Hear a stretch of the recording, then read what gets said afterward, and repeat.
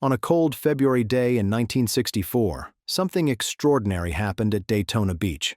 Chrysler Corporation rolled out a secret weapon that would reshape the landscape of stock car racing forever. It was called the 426 Hemi, a hemispherical combustion chamber engine that represented years of development, millions in research funding, and an aggressive bid to dominate America's most prestigious racing series. Richard Petty, a young driver from Level Cross, North Carolina, climbed into a Plymouth Belvedere powered by this unfamiliar engine and set the racing world on fire. He didn't just win the Daytona 500 that year, he lapped the entire field, finishing more than a lap ahead of the competition. And he wasn't alone.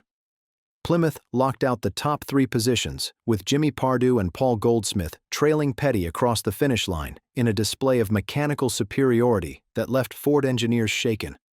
The Chrysler 426 Hemi wasn't born overnight. Development had begun in January 1963, with Daytona marked as the first target date. Chrysler's engineers, building upon the company's rich heritage of hemispherical chamber engines dating back to the 1950s, designed a new big-block power plant that featured a unique architecture. The combustion chambers resembled a dome, which allowed the engine to breathe more efficiently, burn fuel more completely, and generate extraordinary power. At 426 cubic inches, hence the name, the engine produced 425 horsepower in its initial 1964 racing form. To put this in perspective, Ford's best engine at the time, the 427 FE Wedge, produced around 410 horsepower. The advantage was marginal on paper, but devastating on the track. The Hemi's success sent shockwaves through Dearborn, Michigan, where Ford's racing operations were headquartered. For years, Ford had dominated NASCAR, winning races and championships with superior pit strategy, driver talent, and competitive engine development. The company had invested billions of dollars in motorsports marketing, believing that race on Sunday, sell on Monday would translate into showroom success. That philosophy had worked brilliantly. Throughout the late 1950s and early 1960s, Fords and Mercurys filled victory lane at tracks across America. But Daytona 1964 exposed a terrifying vulnerability. Chrysler had leapfrogged Ford's engineering efforts with a revolutionary engine design that made conventional big-block power plants look antiquated. Henry Ford II, the company's ambitious chairman and grandson of the company's founder, understood the implications immediately. Chrysler wasn't just winning races. Chrysler was winning the hearts and minds of young car buyers who paid attention to motorsports. If Chrysler kept winning in 1964 and beyond, it would translate into lost sales for Ford. The 426 Hemi represented a credibility crisis for the Blue Oval brand. Ford's response would be swift, dramatic, and ultimately one of the most controversial decisions in racing history. What happened next at Ford remains one of the most remarkable engineering achievements in automotive history. Following the Daytona humiliation, Ford's performance division, under the leadership of Lee Iacocca's racing initiatives, received an urgent directive from Henry Ford II. Develop an engine capable of defeating the Hemi and do it before the end of 1964. The deadline was impossibly tight. It was early 1964, and the team had roughly 90 days to conceptualize, design, test, and build a completely new racing power plant from the ground up. At least, that's what the mythology suggested. In reality, Ford was about to execute one of the cleverest engineering strategies in corporate history. The foundation for Ford's response already existed. The 427 FE big block wedge engine that had powered Ford to so many victories in previous years. Rather than start from scratch, Ford's engineers, led by visionary designers and experienced race engine specialists, decided to take the proven platform and transform it with cutting-edge technology. They would convert the conventional pushrod engine into an overhead cam design, a single overhead camshaft configuration that would allow the engine to rev safely to unprecedented RPM levels for a big block V8. This wasn't entirely new technology in worldwide motorsports, but it was radical for American stock car racing, which had traditionally favored simpler, more conventional designs. The 427 SOHC cammer, the name came from the single overhead cam setup, was born from this mandate. Engineers mounted a single camshaft high atop each cylinder head, operating the valves through a complex system of rocker arms and push rods that were dramatically different from conventional engines. This allowed the engineers to design more aggressive valve timing profiles, larger valve openings, and faster valve actuation speeds. The result was an engine that could breathe like a Ferrari, but with the displacement and torque delivery of a classic American big block. The power figures were staggering. When equipped with dual 4-barrel Holley carburetors, the 427 cammer produced 657 horsepower at 7,500 RPM. Even with a more conservative single 4-barrel carburetor, the engine still generated 616 horsepower at 7,000 RPM and 515 pound-feet of torque. These numbers exceeded the Hemi's output, and Ford engineers believed they had built something that was genuinely faster, more technologically advanced, and superior in nearly every measurable performance parameter. The engine featured hemispherical combustion chambers itself, the same design philosophy as Chrysler's Hemi, but with the addition of the overhead cam technology that allowed superior valve control at higher RPM. What made the cammer truly special was its ability to sustain high RPM operation. The engine featured a serpentine timing chain that was, admittedly, astonishingly long, 6 feet of pure engineering ambition, to drive the overhead camshafts. While this would later present reliability concerns, it initially demonstrated Ford's willingness to embrace sophisticated engineering to compete with Chrysler. The engine was essentially hand-built for racing, with each unit receiving meticulous attention to detail, precision assembly, and dyno testing. Ford's development program included a grueling 48-hour torture test sequence that simulated 2 full 24-hour endurance races, pushing engines to their absolute limits.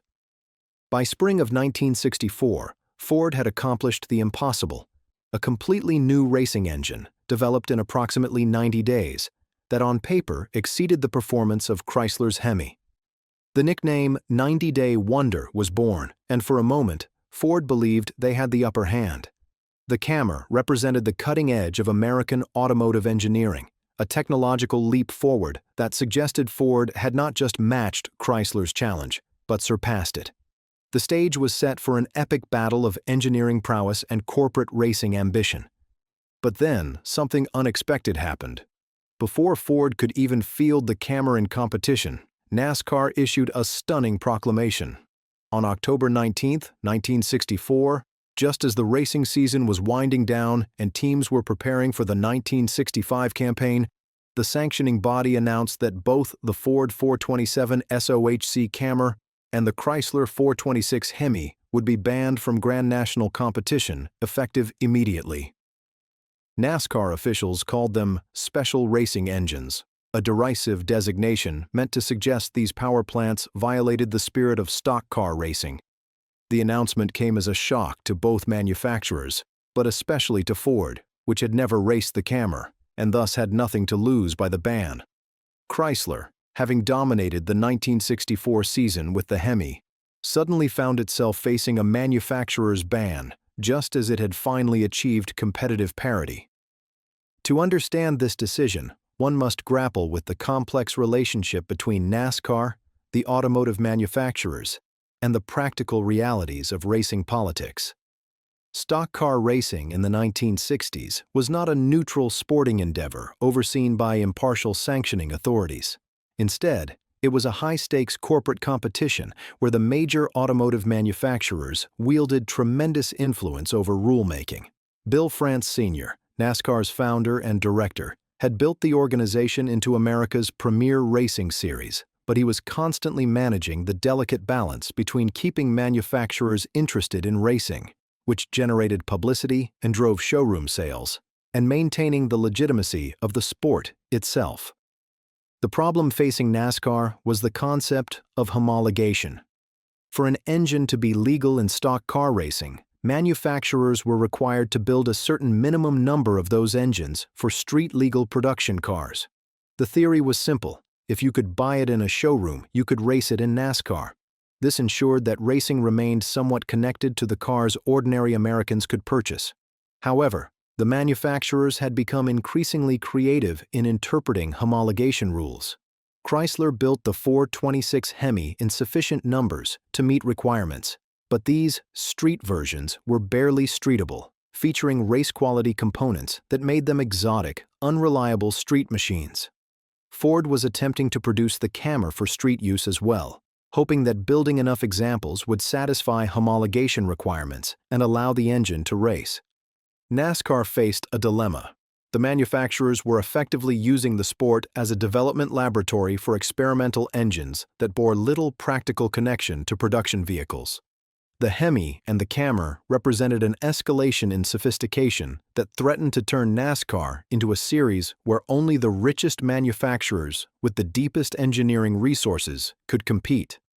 Small teams couldn't develop overhead cam engines in 90 days or fund exhaustive testing programs. If these exotic engines were allowed to proliferate, NASCAR risked fragmenting into a have versus have-not scenario where independent drivers and smaller teams would be completely uncompetitive. There was also political pressure from other manufacturers. Pontiac and Chevrolet, which had less developed racing programs, quietly lobbied NASCAR to restrict exotic engine development. General Motors, which had formally withdrawn from factory racing in 1963, didn't want their competitors gaining competitive advantages through technological innovation that might eventually draw them back into expensive racing programs. Behind closed doors, there were hints that if the Hemi and Camry were allowed to race, manufacturers might threaten to withdraw from NASCAR entirely, pulling sponsorship, factory-backed teams, and the marketing support that made the sport viable. Bill France had to navigate this minefield carefully. He wanted to maintain manufacturer interest and support, but he also wanted to preserve the sport's credibility and accessibility. The decision to ban both engines, treating them equivalently as violations of racing principles, was France's attempt to demonstrate that NASCAR, not the manufacturers, controlled the sport. By banning both engines simultaneously, France could claim neutrality while fundamentally reasserting sanctioning authority. The banning of the Camry and Hemi triggered a cascade of corporate and racing politics that would dominate the next 2 years of NASCAR history. What made the situation particularly dramatic was that the 1965 racing season began with Chrysler essentially withdrawing from NASCAR in protest. Richard Petty, the reigning Daytona 500 champion and the most popular driver in racing, sat out the entire 1965 season because Chrysler refused to race under rules that banned the Hemi while favoring conventional Ford and Chevrolet engines.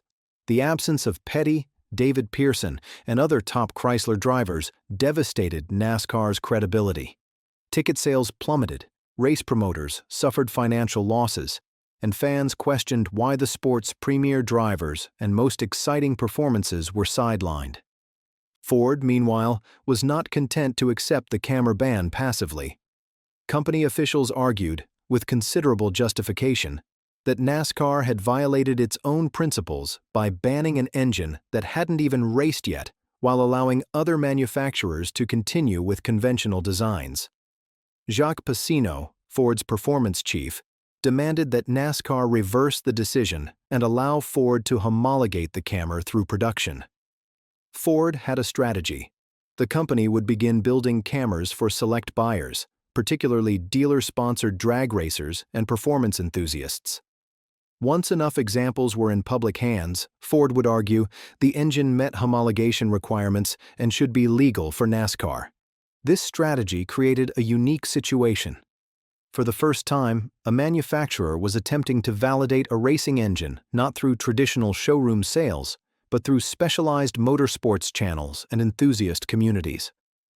It was an aggressive reinterpretation of homologation rules, and it set the stage for escalating conflict with NASCAR's sanctioning body. Ford began producing limited numbers of Camrys, primarily for NHRA drag racing teams and for installation in specialty vehicles like the Thunderbolt drag racers and the rare Cobra models. By early 1966, with public pressure mounting and racing promoters facing financial ruin from the absence of Chrysler factory teams, Bill France attempted a compromise. NASCAR announced that the 427 Camry would be allowed to race, but under severely restrictive conditions. The engine could only be installed in full-size automobiles like the Ford Galaxy, not in the intermediate Fairlanes that were so popular in racing. Furthermore, teams would be limited to a single 4-barrel carburetor, dramatically reducing power output. Most damagingly, any Camry-powered vehicle would be subjected to an enormous weight handicap, nearly 4,400 pounds compared to approximately 3,970 pounds for comparable Dodge and Plymouth Hemis. This 430-pound penalty was designed to be insurmountable, roughly equivalent to adding an extra passenger plus a small engine block to the vehicle. Ford engineers ran the numbers and recognized the handicap as prohibitive. The additional weight would consume more fuel, requiring extra pit stops during long races. It would strain the tires more severely, accelerating wear and potentially causing failures during competition. On the straightaways, the weight might be offset by the Camry's superior horsepower, but in cornering and acceleration out of turns, where overall vehicle handling and agility mattered most, the heavier package would be at a significant disadvantage. Ford tested a Camry-powered Galaxy and concluded that despite the engine's superior raw power, the weight penalty actually resulted in slower lap times overall. The compromise was designed to be unacceptable, and Ford recognized it as such. In the midst of this controversy, a remarkable photograph was taken that symbolized the entire situation. Bill France was captured standing beside a Chrysler assembly line, displaying production Hemis, using them as proof that the engine qualified for racing. At the very moment France was posing for this image, Ford officials announced their intention to deploy 427 Camrys in competition. The symbolism was not lost on observers. NASCAR's rules were being written not by objective technical considerations, but by corporate political maneuvering and manufacturer pressure. By April 1966, Ford made a momentous decision. Rather than accept NASCAR's unworkable Camry restrictions, the company announced a boycott of NASCAR racing. Ford pulled its factory-backed teams from competition and warned drivers under contract to the company, including defending Grand National champion Ned Jarrett and fan favorite Fred Lorenzen, that factory contracts would be terminated if they competed for other manufacturers or in unsanctioned vehicles. The boycott lasted approximately 3 months and created genuine hardship for drivers, racing teams, and track operators. However, it also demonstrated something crucial. Ford had more leverage than it initially appeared. Track promoters and race officials, watching attendance figures plummet and sponsors withdraw, pressured NASCAR to find a settlement. Bill France, recognizing a potential catastrophe on the horizon, moved toward Ford to negotiate a compromise. By mid-1966, Ford agreed to end the boycott on the condition that once Camry-powered Galaxies were in actual production and available in showrooms, NASCAR would allow unrestricted competition with the engines. For its part, NASCAR backed down from the more extreme restrictions, agreeing to allow Ford's conventional 427 wedge engines to run additional carburetor configurations on superspeedway tracks.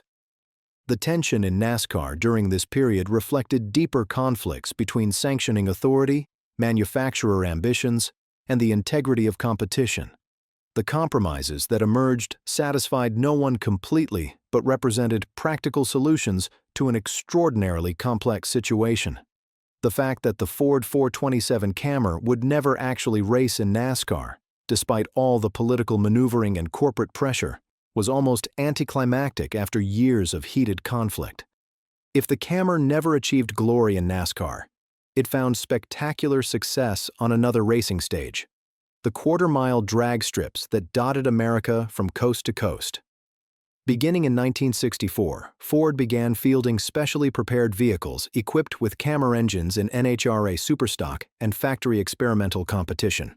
The most famous of these was the 1964 Ford Fairlane Thunderbolt, a limited production factory drag racer that represented Ford's total commitment to drag racing supremacy. The Thunderbolt was itself a marvel of specialized automotive engineering. Only 100 units were produced, just enough to satisfy NHRA homologation requirements, with exactly half equipped with 4-speed manual transmissions and half with automatic transmissions. These were not show cars. They were weapons designed for a single purpose: to dominate the drag strip and win the NHRA Superstock Championship. Ford stripped weight ruthlessly from the Thunderbolt, utilizing lightweight fiberglass for fenders, doors, and a distinctive teardrop hood. Initially, fiberglass bumpers were fitted, but NHRA regulations prohibited them, requiring Ford to switch to lightweight aluminum versions. The Thunderbolt was delivered with drag racing slicks as standard equipment, an extraordinary touch that emphasized the car's specialized racing purpose. Under the hood resided a Cammer engine that, while rated at 425 horsepower for NHRA competition purposes, likely produced closer to 600 actual horsepower. The engine featured the standard twin 4-barrel Holley carburetor setup, a 12.7-to-1 compression ratio, high-flow cylinder heads, and an aggressive performance camshaft. The cooling and fuel systems were optimized for the intense demands of quarter-mile acceleration, and the entire package was meticulously engineered for reliability during the grueling testing and competition schedule. The results were extraordinary. The Thunderbolts could complete the quarter mile in the low 11-second range at speeds exceeding 128 miles per hour. Incredible performance for production-based vehicles in 1964. Legendary drag racer Gas Ronda piloted a Thunderbolt to victory in the 1964 NHRA Top Stock Championship, cementing the car's place in drag racing history. Despite only being in production for a single year before the market shifted towards smaller, lighter drag racing vehicles, the Thunderbolt established itself as one of the most dominant factory drag cars ever built. It remains a holy grail for collectors today, with surviving examples worth hundreds of thousands of dollars. But the Thunderbolt was only the beginning of the Cammer's drag racing dominance. When NASCAR banned the engine from stock car competition, Ford strategically redirected its racing efforts toward NHRA, where the Cammer quickly became the engine of choice for serious drag racers.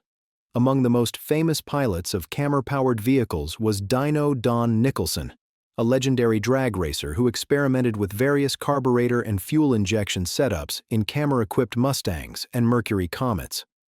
Nicholson's work with the Cammer pushed the engine to new heights of performance and reliability, demonstrating that the 90-day wonder was every bit as formidable in drag racing as it was theoretically in stock car racing.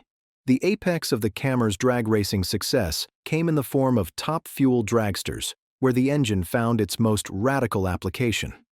One particularly remarkable example was Connie Kalita's legendary Bounty Hunter top fuel dragster, which competed across multiple sanctioning bodies, including NHRA, AHRA, and even NASCAR-sanctioned drag events. The Bounty Hunter, powered by a supercharged Cammer, achieved something virtually unprecedented in drag racing history.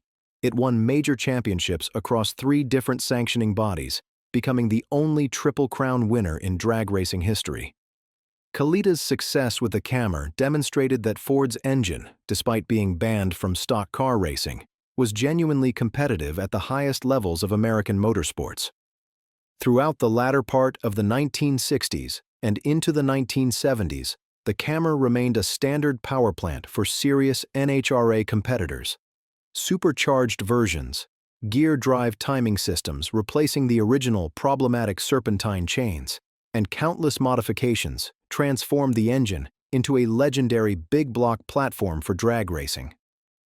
The Cammer proved reliable, powerful, and capable of sustained development and improvement in ways that complemented drag racing's technical culture. What NASCAR rejected as too exotic, too European, and too far from stock car racing traditions, the drag racing community embraced as a technological marvel and a genuine pathway to ultimate performance. The story of the Ford 427 SOHC Cammer is ultimately a story of what if.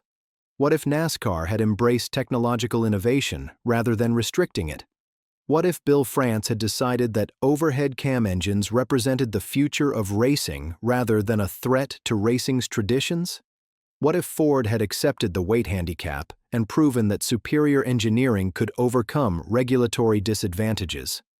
We will never know the answers to these questions, but the debates rage on among racing enthusiasts and historians who study this fascinating period of motorsports history. The Camry never officially raced in NASCAR Grand National competition, not a single lap under the green flag with NASCAR's blessing. This distinction makes it one of the most remarkable racing engines in automotive history. An engine so advanced, so powerful, and so competitive that it was banned before it could prove itself in actual competition. The only engine that can claim a similar distinction is the Chrysler 426 Hemi, which at least had the satisfaction of dominating the 1964 season before the ban was imposed. Yet the legacy of the Camry extends far beyond NASCAR. The engine represented a pivotal moment in American automotive engineering, a time when manufacturers were willing to invest enormous resources in exotic engine development for racing purposes. The Camry demonstrated that Ford possessed the engineering talent, the financial resources, and the creative vision to compete with Chrysler at the absolute highest levels of technical innovation. That it never raced in NASCAR became almost irrelevant to its historical significance. The engine's influence extended to other Ford racing programs, particularly the legendary GT40 program that dominated international endurance racing at Le Mans.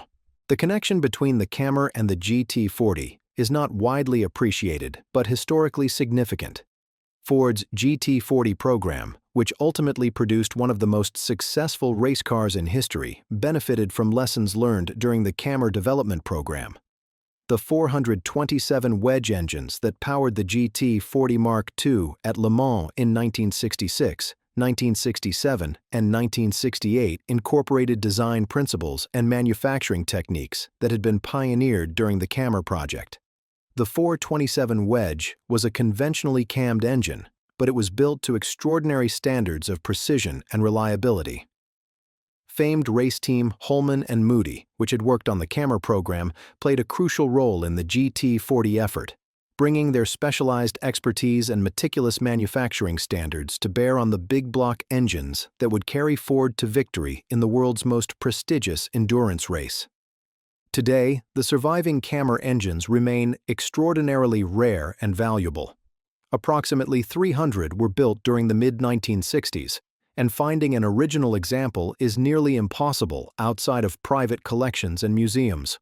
Original Camrys command prices ranging from $50,000 to well over $100,000, reflecting their historical significance and engineering value. Even more striking are the prices commanded by complete vehicles powered by Camrys. The 1966 Shelby Cobra 427 Super Snake, one of only two ever built, equipped with a dual supercharged Camry, sold at auction in 2007 for $5.5 million, making it one of the most expensive American cars ever sold at auction. Carroll Shelby himself had personally owned one Super Snake. The other had belonged to comedian Bill Cosby, who famously returned the car after a single terrifying drive. The Camry's cultural impact transcended motorsports. In the muscle car era of the 1960s, the engine became legendary, a symbol of unrealized potential and engineering brilliance constrained by corporate politics. Hot rodders, drag racers, and automotive enthusiasts regarded the Camry as a holy grail, an engine with such mythical performance capabilities that actually acquiring one was a dream reserved for only the wealthiest collectors and most connected insiders. This mystique has only grown with time. The broader lesson of the Camry's story is more complicated than simple victimhood in the face of regulatory bias. Yes, NASCAR made decisions that disadvantaged Ford and prevented the most advanced racing engine of its time from competing in the sport's Premier Series. Yes, corporate politics and manufacturer pressure influenced rulemaking in ways that prioritized some competitors over others. But the Camry's banishment from NASCAR did not prevent Ford from remaining competitive in racing. Instead, it redirected Ford's engineering talent and resources toward other racing programs, drag racing, endurance racing, and specialty vehicle development, where the engine found tremendous success and vindication. For modern observers, the Camry represents a cautionary tale about regulatory capture and corporate influence in motorsports. But it also represents something more hopeful, the extraordinary innovative capacity of American engineering and manufacturing. In 90 days, Ford had developed an engine that represented a genuine technological leap forward. That the engine ultimately raced in different venues than initially intended does not diminish this achievement.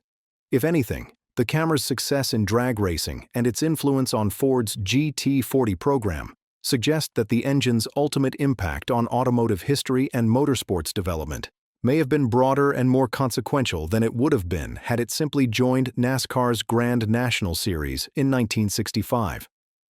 The Ford 427 SOHC Camry remains one of the great might-have-beens in racing history, an engine that never turned a lap in NASCAR Grand National competition, yet left an indelible mark on the sport, the industry, and American automotive culture.